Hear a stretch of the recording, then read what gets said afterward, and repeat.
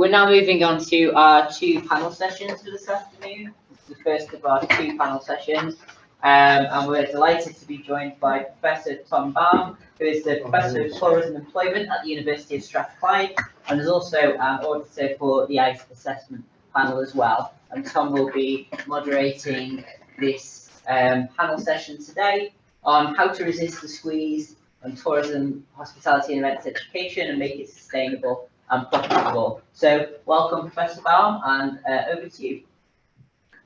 Thank you very much, and good afternoon, everybody. Good morning, good evening, good wherever you are in the world. It's great to be involved with this panel session. I'm just sorry that I can't be with you, those of you who are physically in Buxton.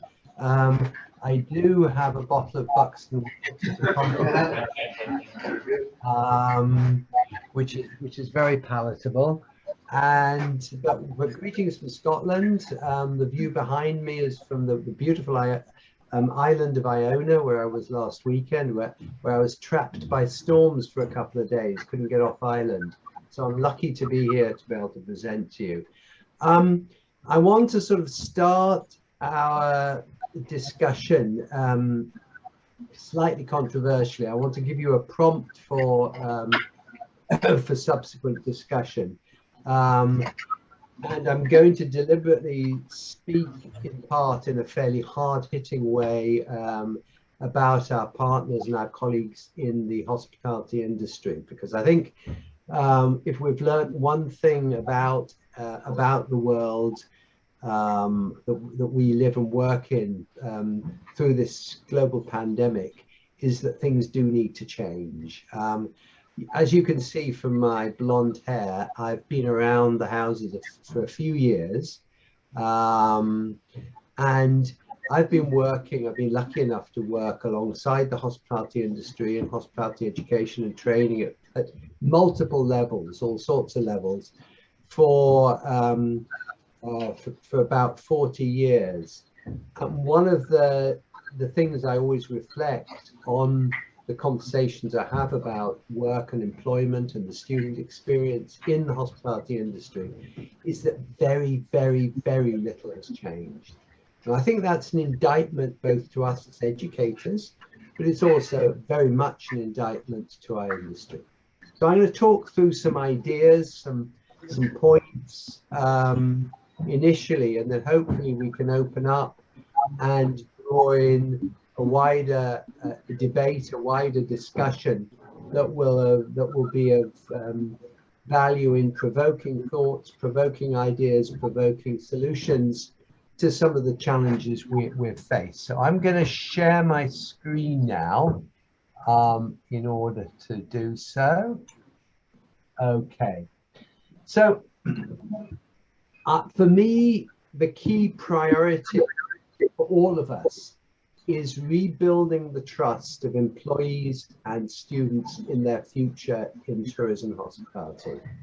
And I think the starting point there is really that confidence has been substantially eroded through the ups and downs, through the turbulence of the pandemic.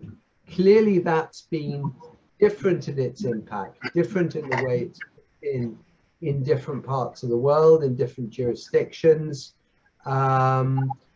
Here in the UK, we've been fairly hard hit by the pandemic, and our industry has been incredibly hard hit. And I acknowledge that it's not been easy for anybody. In other parts of the world, perhaps things have been somewhat better. In some places, it's probably been worse. And to place that in the overall context of the panel one theme, which is how to resist the squeeze on education in our field and make it sustainable and profitable. I'm not sure about the profitable bit working in a public university, but I take the point. I mean, there is a business proposition here for us as educators. There's certainly a sustainability issue in terms of hospitality education we need to address. And I think the overall argument we have is changing our end user focus in hospitality education. And this is really aimed at colleagues in colleges and universities who've joined us today. I think we've spent many years, most of us spend a lot of our time trying to design curricula, trying to design learning experiences for our students with the end objective of meeting the needs of the industry. And I think many of us have contorted ourselves in all sorts of fairly painful directions in order to try to understand what the industry is looking for. Because in my experience, our industry is so diverse, it speaks with multiple forked tongues. It actually rarely knows in a unified way what it actually wants from education. I think we've spent, and arguably that has controversially, I would say, undermined some of what we're trying to do as educators. Conrad Lashley, who many of you will have, whose work many of you will have come across, many years ago wrote about the tyranny of relevance, this slavish wish to educate people with knowledge and skills which are relevant to the needs of the industry. And rarely have we actually turned the debate round and always focus as our #1 priority on meeting the needs of our students. And I don't just mean the employability needs of our students tomorrow. I mean the life and developmental needs of our students in terms of their entry into the professional workforce, be it in hospitality, be it elsewhere in the economy. And I think the balance needs to change in this regard. Focusing on the pandemic, we've seen over the last year or so the conversation very much focused on rebuilding consumer confidence in our industry. Airlines, hotel companies have done a lot to try to promote a sense of safety, of security, of hygiene in the industry. And the evidence is that they've done a reasonably good job in that. Consumers, where it is possible to travel, are coming back, tentatively in some cases, more confidently elsewhere. And I think that's important. Obviously, without consumers, we don't have an industry. But the reality is, however, that the other side of the coin, the employment side, the industry's done rather less well. From across the globe in many respects, in many countries, certainly in Australia, certainly here in the UK, certainly in the US, there is a staffing crisis in our industry. People have made the choice not to return to hospitality. Partly it's because they've found other options, partly because they are not confident that hospitality offers them a sustainable future because of the start-stop consequences of the pandemic, partly because they've found options that are better paid, that offer better conditions to them in other sectors. So people are voting with their feet. Now, whether that will translate, or whether that in the long term will translate into consequences for our student population, for our ability to recruit students into the industry, has yet to be seen. I would predict that there are underlying institutional challenges here which we as educators need to face. I think the reality is, if people are starting to question their future in hospitality more generally, that will then have spillover effects into hospitality education. And I think there is a real challenge here. I think there's a real challenge in trying to rebuild low employee and student confidence in their future in the industry. So I think equally important to consumer confidence is this challenge of low employee and student confidence. And that's something, as I'll note at the end, something we wrote about last year in a paper which has just come out, and which I think was the prompt for my invitation to speak with you today. And this confidence has been undermined by rapid retrenchment of staff and student with the onset and the continuing consequences of COVID-19. And students on internship were among the first to find themselves beached, find themselves without continuing employment opportunities. So the cancellation of student internships and graduate job offers, restructuring and job losses in major international companies.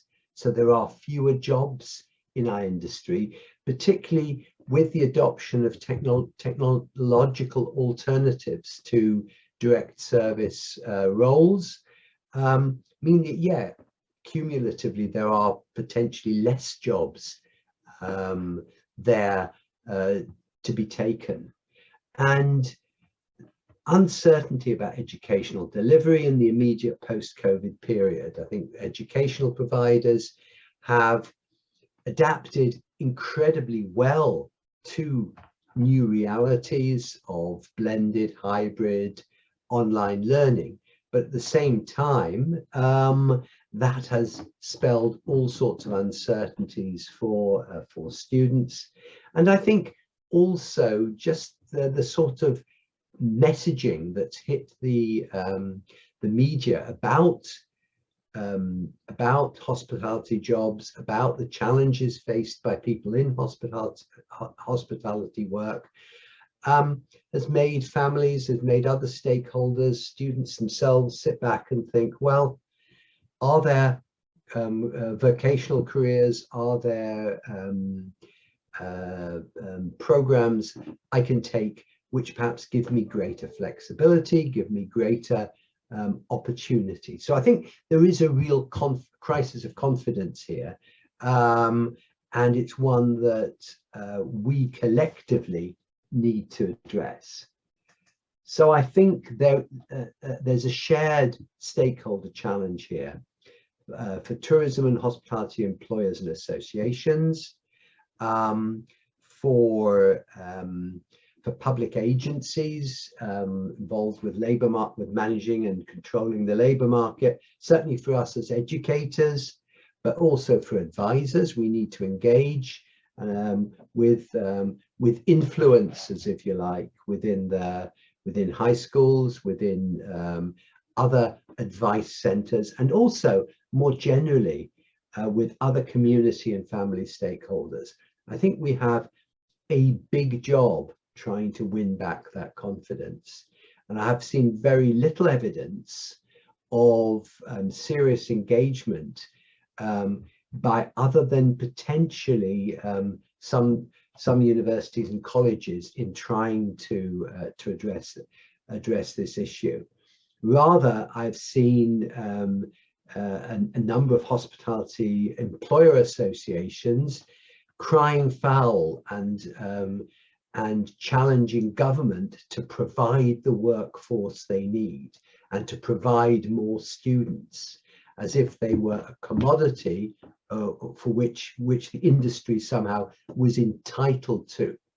And I think that attitude, which is deep rooted in some cultures and some situations, remains part of the narrative, if you like, that people are adopting. And I find it really has very little, for me, it has very little traction. I think that change where change is required has to be in the workplace, and I think that is for me the answer. The answer isn't on the supply side, if you like. It's on the demand side. It's in the businesses that the world has to change significantly. So the response must be imaginative, and it must be sustainable. There's need for long-term investment, especially in young entrants to the industry, financial commitment, opportunity.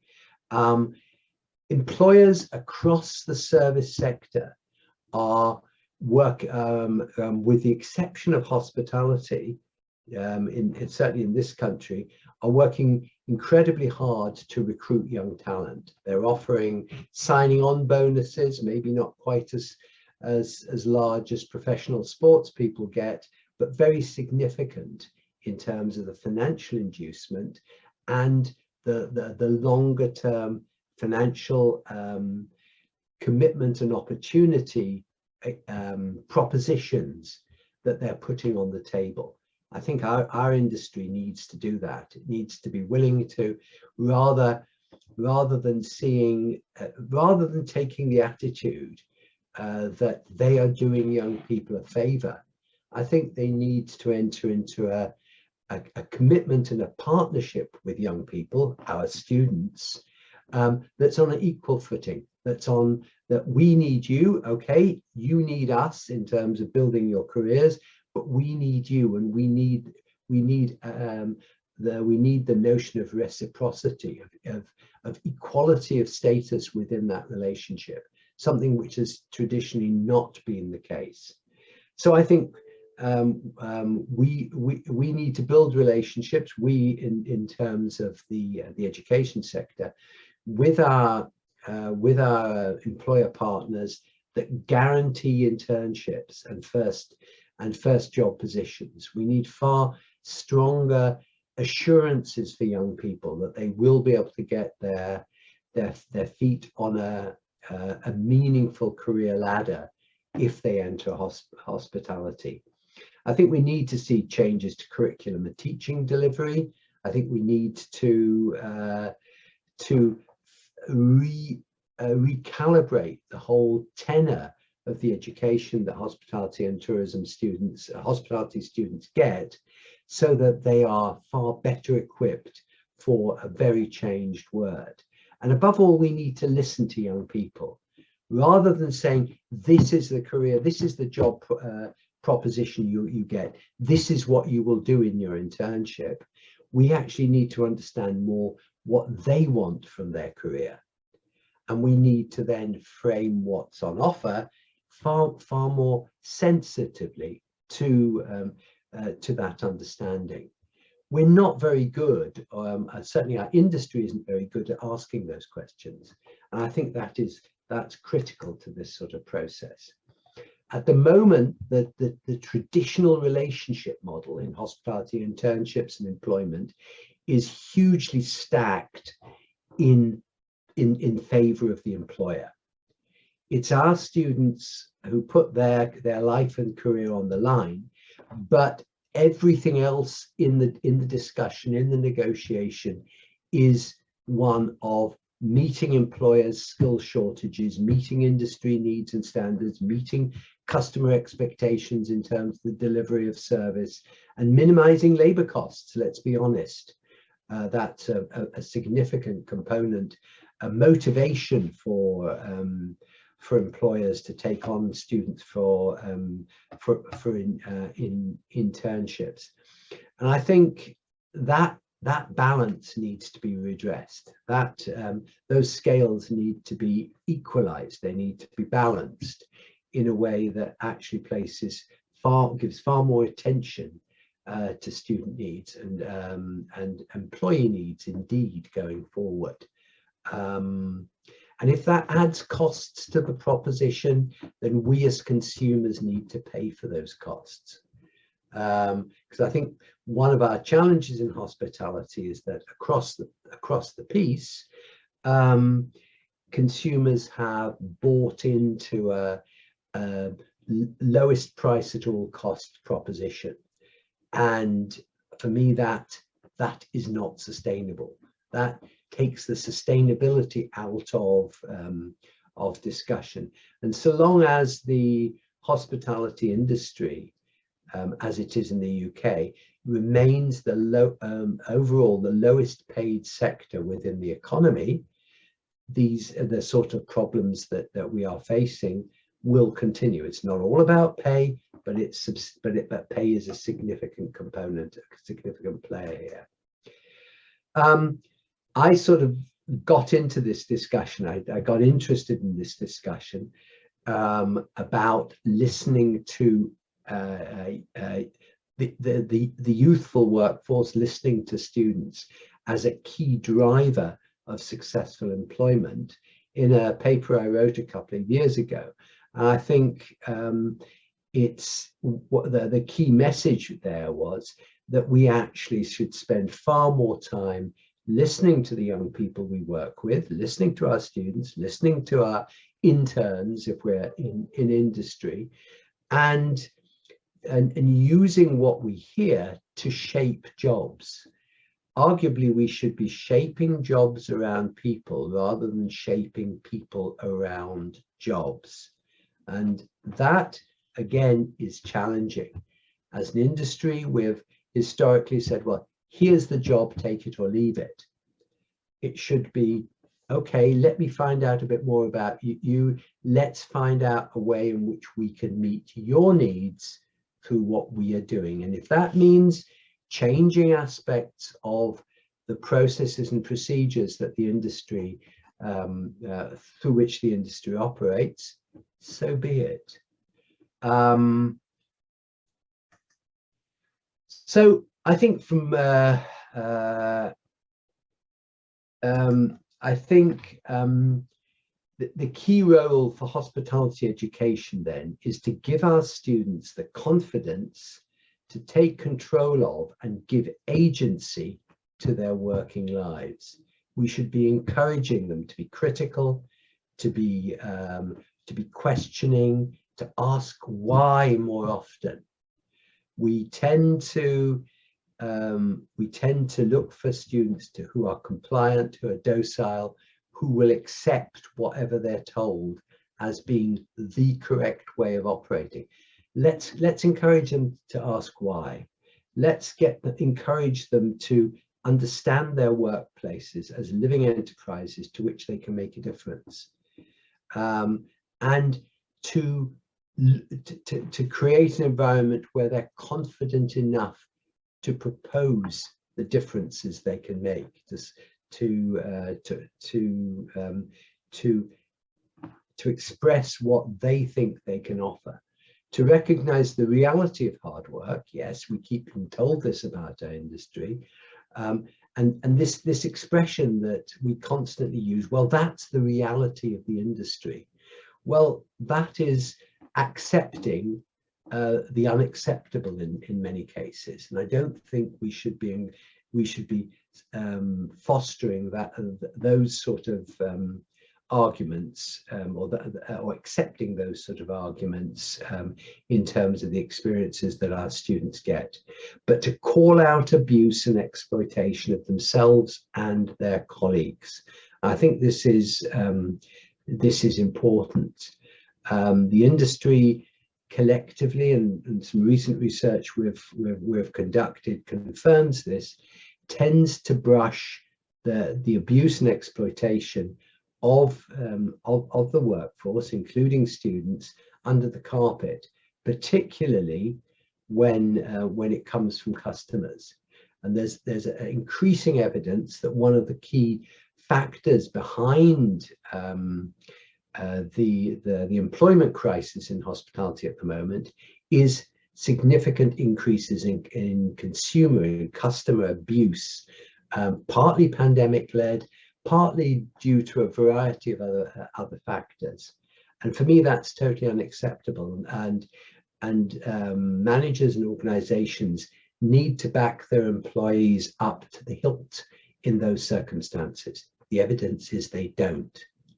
again, the mantra that, well, that's just the nature of the job, you have to accept it, for me is unacceptable. At the same time, we need to give our students the confidence to give of their best in effort and ideas, but to expect reciprocal opportunity from their employers. Employers need to open up opportunity. They need to encourage and develop talent right from the onset, even if the relationship is going to be relatively short, as in an internship. I think this notion of reciprocal benefit is something which both parties, both students, both interns, and employers could benefit from thinking about a little bit more. Okay, it may only be 6 months. Okay, it only may be a year, but see it as I suppose the analogy might be a holiday romance. Very, very passionate, very, very developmental for both parties in that romance. We know we're going separate directions, different directions at the end of the relationship, but we both gain hugely from it. And I think this notion of reciprocity, if we give people opportunity, they will give us, they'll pay us back in spades, is undoubtedly of importance here. And also to give people the confidence to quit when they're treated poorly.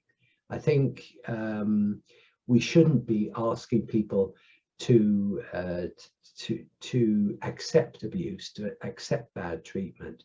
I always remember many years ago raising this with a college I was working with, raising the specific instance of a student who was treated really badly by an employer on their internship, to be told what you expect. They're from XXX. I'm not going to mention the country, but the expectation that students from certain countries should expect to be abused in the workplace. That's totally unacceptable. And I think it's an attitude which needs to be called out very, very directly. So when we were thinking about this notion of confidence, some of us got together back end of last year and started to explore what that actually means in practice, both in pedagogic terms, but also in reframing and reshaping internships. And some of those reflections, some of those thoughts are brought together in a journal article which has just recently come out in the Journal of Hospitality and Tourism Education. I really feel that we need to do far more to give, the word I used a minute ago, agency, control, if you like, recognition to our students, and get away from a sort of a far more from a process whereby they go into the industry without really any say in their experiences, without any say in the experience they are in the work that they are going to do. It is, after all, their lives. And if our partners in the industry are serious about retaining them in the industry generally, in their specific businesses, I think we need to expect far more from them. And we as educators need to ensure that we work with employers who buy into that proposition and perhaps move away from those who don't. So that's where I wanted to go this afternoon in terms of my observations and my thoughts. I accept that some of what I say may be somewhat difficult or unpalatable to some people, but in a sense, I make no apologies for that, because as I said, I've been around long enough, waiting for change, waiting, in Samuel Beckett's words, waiting for a Godot to appear, and that Godot is change in terms of the sort of issues our students face when they go into the industry. And I haven't really seen a huge amount of change. The questions, the challenges, the issues are very, very much the same as they were in the 1980s as they are today. And I find that's a challenging situation for us to face. So I'm going to stop sharing here, and I think it would be good to get observations. As I say, I'm sure there will be people who want to challenge me on some of what I've said, but it's always good, in my view, to start off a discussion like this on a fairly robust footing. So I'm going to stop here and open up discussion.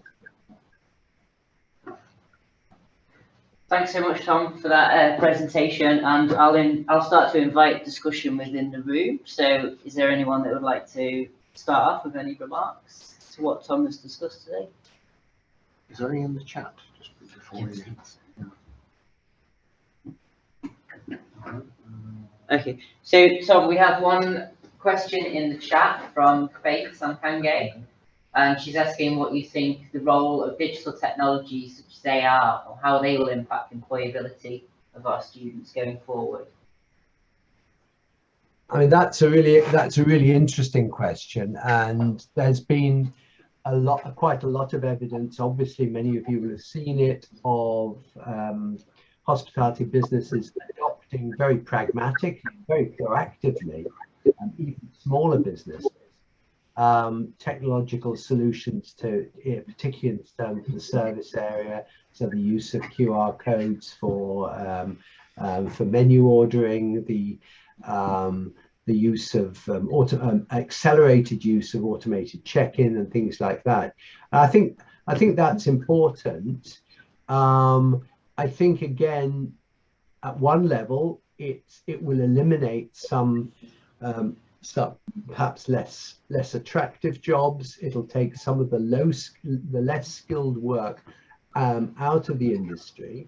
What it will do to the whole notion of hospitality in a traditional sense is very much up for debate, and I think it'll be interesting to see what happens there. Maybe we need to revisit what we actually mean by hospitality.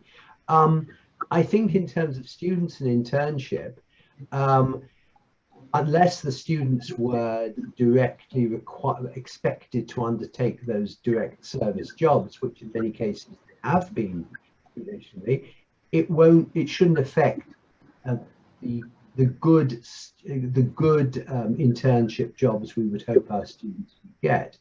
At the same time, I think the more we talk about automation, the more we talk about an industry that is moving rapidly towards automated delivery, public perception of it will be one where there is where we'll start to say, well, perhaps there's going to be less opportunities for people in the industry. So I think potentially it could threaten this issue of confidence.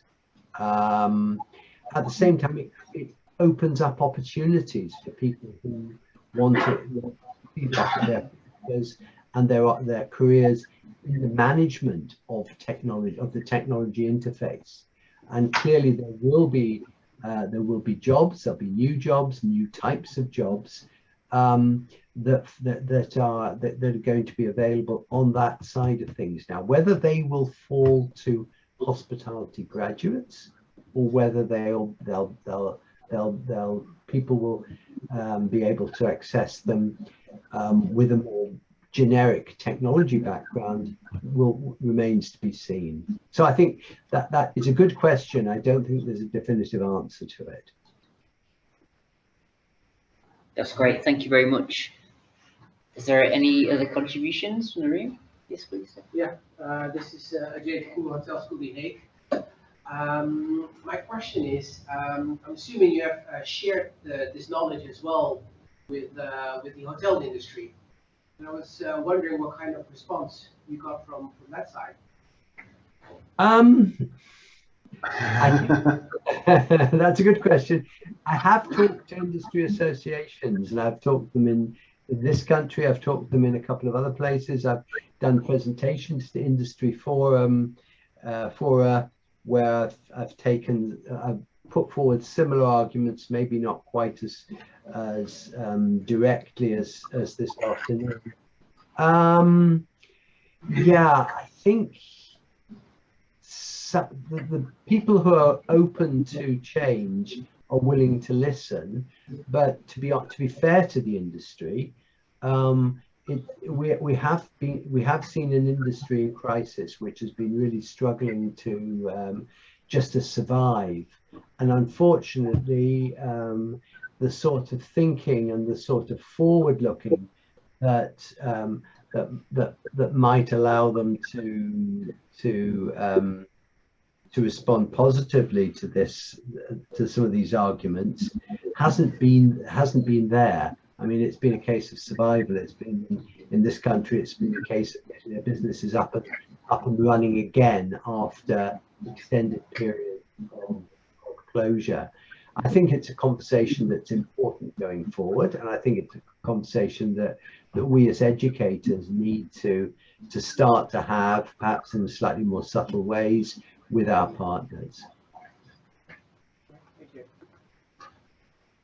Can I ask a question? Tom Baum from the Emirates Academy. We talk about the hospitality industry, which is obviously vast. And I think that there's quite a big difference, perhaps, between the different stakeholders in this industry, ranging from from 5-star hotels to little inns to the beautiful Palace Hotel here in Buxton to the coffee place around the corner. It is a very vast industry, and I was wondering if there is any indication in your research that sees a difference between those different stakeholders on those different levels, let's say, within the industry, whether you see different, let's say, partners acting differently to some of the concerns that you brought up. Yeah, of course. Yeah, I mean, I think you're absolutely right. The industry is hugely diverse. I suppose I'm talking here specifically, although about the sort of employers with whom we as colleges and universities work, particularly with internships and first career jobs in mind. So that clearly won't be, is less likely to be the small coffee shops and sectors like that. Although, I mean, that's by no means impossible. So I'm talking about the larger businesses in the more formalized sectors of hospitality. But I think as a principle, I mean, in a sense, what I'm talking about applies not just to students and interns, it applies across the workforce. I would argue that we need to, as the industry collectively at all levels, needs to rethink its relationship with the people it employs, and through doing that, it may overcome the sort of the crisis that it's currently facing. Because personally, I don't believe that that things will get back to the way they were pre-pandemic in the employment field, unless the industry radically rethinks the way it works with its employees. Just a follow-up question. In order for that to work, only looking at what students require and taking away the employer expectations, let's say, especially on the longer term, so not in an immediate effect, but thinking about the longer term skills that they need to have to actually go through this this revolution that the industry is going through, transferable skills that they actually need in order to sustain this ongoing change that the industry is going through. How can we not listen to employers by infusing some of their know-how into our programs? I mean, aren't those are not exclusive? They're actually aligned. The industry expectation and requirements are aligned with what our students should want as well, right? Those are not So I'm just questioning that slide with the green little thing and the red cross on there, whether that is indeed accurate. It is. It isn't. Of course, it isn't. And it was there to make a point. I fully accept. I mean, the critical word here is reciprocal. I think there needs to be. I would argue that the balance has been too much in terms of an uncritical listening to what the industry thinks it wants. And yes, there are fantastic employers in our industry. There are fantastic businesses to work for. There are also some dreadful employers and dreadful places to work. And I think that there needs to be maybe greater selectivity from us as educators, but also there needs to be perhaps a greater. I think there needs to be balance in this whole process, and my argument is that balance has been lacking. We've bent over backwards in many cases to try to listen to the industry, while also, and I would argue that the industry, while some people are visionary in the industry, a lot of people are looking to meet their short-term manpower needs, rather than trying to bring the two together so that there is mutual reciprocal benefit through greater understanding of both sides of the equation, getting at least a balance rather than the tilted scales that I showed earlier. Thank you. Tom, there's a question in the chat from Jan, and he's saying about you mentioned radical changes to curriculum and teaching as a response. What kind of radical changes do come to mind? I mean, the hospitality education has changed hugely in the time I've been involved with it for a variety of reasons. The emphasis on a skills-based curriculum. We've moved, many providers have moved substantially away from that. But I think, and there have also been other changes forced by wider organizational contexts in some universities, move more centrally into business schools in many cases, has taken perhaps some of the specialist focus away from the curriculum. I suppose the question that I think needs to be asked, although I don't think there is a simple answer. I'm not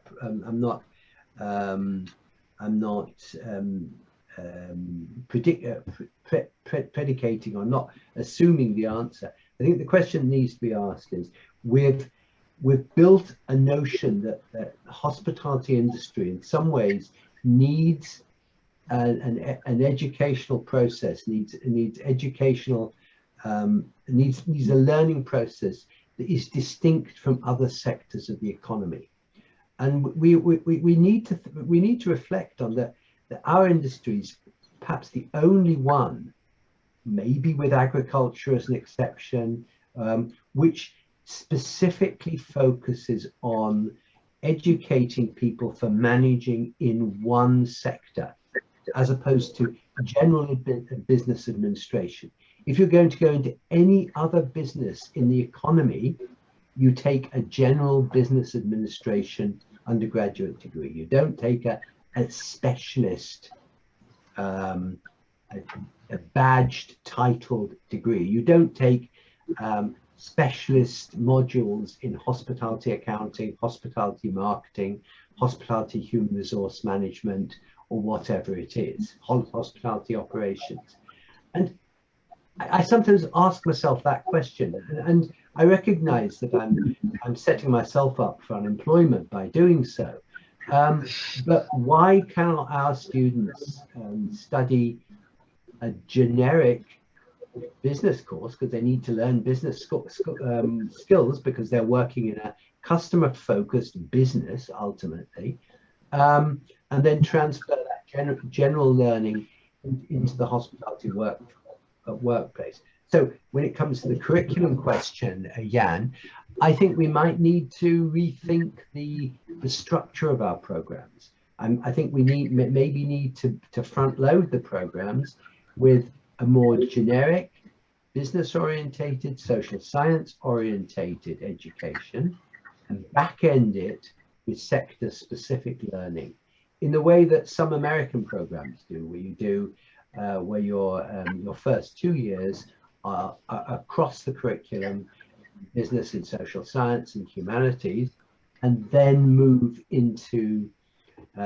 specialism later on in the program.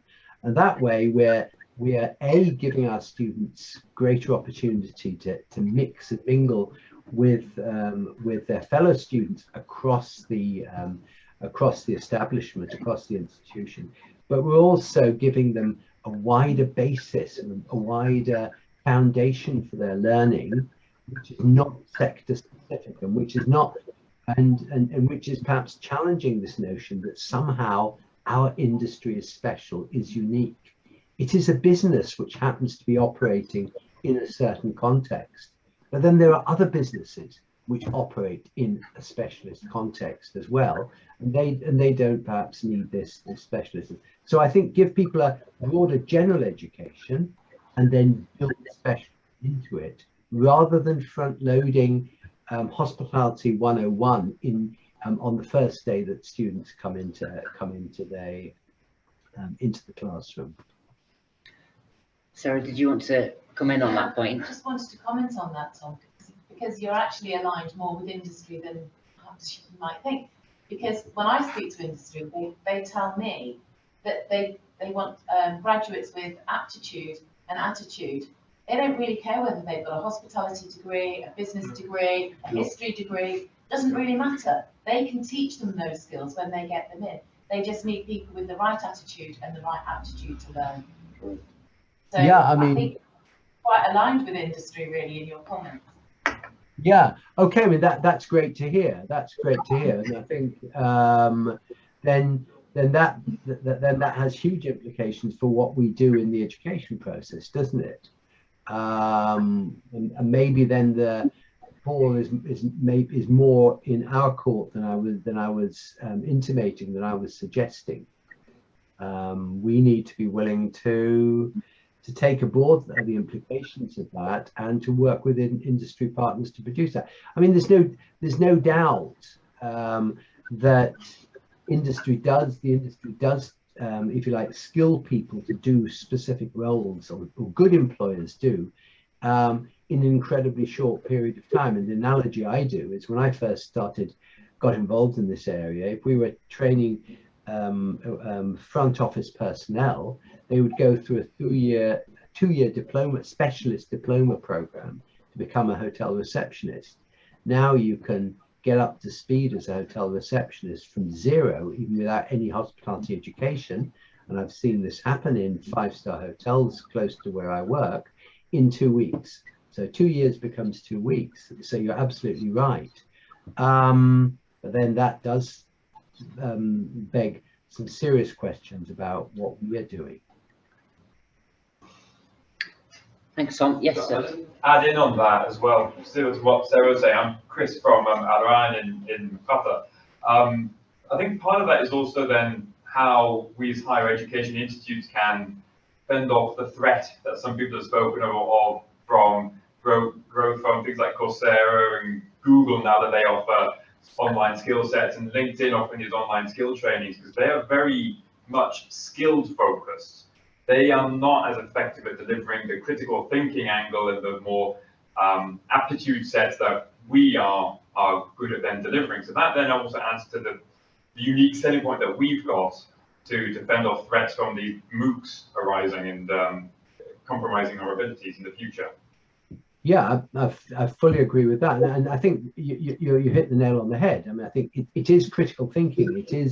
It is doing things which perhaps outsiders don't always understand it. They don't value. all this sort of all this academic mumbo jumbo, but it does have a place, it does have a value. But we also need to recognize that young people are, also, are increasingly in a hurry as well, and to persuade people that there is value in investing in developing these skills, and that they do actually have currency in the workplace beyond university, can be challenging. So it's how we teach that, how we work with people in a way that brings the development of critical skills to life. That's the question. In a sense, the experience of the pandemic, both in the workplace and in life in general, provides a fantastic, has huge potential as a laboratory for the development of critical thinking. So I think we've got a huge repository of shared experiences, but also empirical evidence that we can really use. And I mean, I've been lucky enough to have started that process with some of the stuff I'm teaching, and it's hugely evocative and hugely powerful with the students I'm working with. So yeah, absolutely. But selling that proposition that even that word critical can be challenging to some people outside of academia. Thank you, Tom. We've got 1 more minute, and I think we'll just finish on the question that Rolls put in the chat, if that's okay. So they've put in around that they've not heard anything yet about soft skills and their importance. So if there are any thoughts on that. Well, in many respects, soft skills, human skills, whatever we want to call them, transferable skills, are at the heart of the application of critical thinking in many respects. It's the ability to read situations, to ask to ask why, and then to try to act on whatever information we can get about that why. Why are people behaving? I mean, at an operational level, why are people behaving in a particular way? And how can we respond to that, rather than just looking at what's happening in the raw, if you like. So I think soft skills cover a whole range of potential outcomes, and clearly we need to support people in developing those skills. It's certainly not the easiest of areas, because I think the way we come to develop soft skills varies hugely, person by person, individual by individual. I don't think there is a soft skills training manual that we can develop that really fits all. So it comes back to what I argued in the paper I showed you there. I think we need to understand individuals, whether they're employees or students. We need the time that increasing pressure in higher education, unfortunately, doesn't always give us, and that in many respects is the big challenge. And I think on that note, we will bring this session to a close. So thank you very much, Professor Tom Baum, for this discussion today. And that's the end of the session. So thank you very much.